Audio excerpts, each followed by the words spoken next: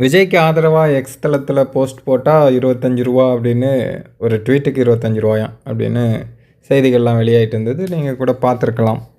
இப்போ வந்து சோசியல் மீடியாக்களில் விஜய்க்கு முட்டு கொடுக்குறவங்கள பார்த்தோன்னா, ஒரு வார்த்தை கூட வேண்டாம், ஒரு எழுத்து கூட மாறல. எல்லாரும் ஒரே மாதிரி ட்வீட்.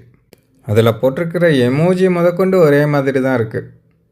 என்ன சொல்கிறாங்க அப்படின்னா, எதை ஒரு ஆயுதமாக வைத்து அவரை தாக்கினார்களோ அதை ஒரு பொருட்டாக கூட அவர் கருதவில்லை. எய்வதற்கு கிடைத்த கடைசி ஆயுதமும் பொய்த்து போனது.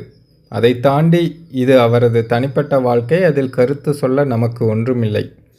இதே தான் முட்டு கொடுக்குறவங்க எல்லாருமே கொடுத்துருக்காங்க. காப்பி பேஸ்ட் பண்ணிடுவானுங்களா, இல்லை அங்கேயே வந்து இதை வாட்ஸ்அப்பில் இந்த டெக்ஸ்டெல்லாம் அனுப்பிடுவாங்களோ என்னமோ தெரியலை. 25 ரூபாய்க்காக இப்படியா அப்படின்னு இப்போ சோசியல் மீடியாக்களில் நிறைய பேர் கேள்வி எழுப்பிட்டுருக்காங்க.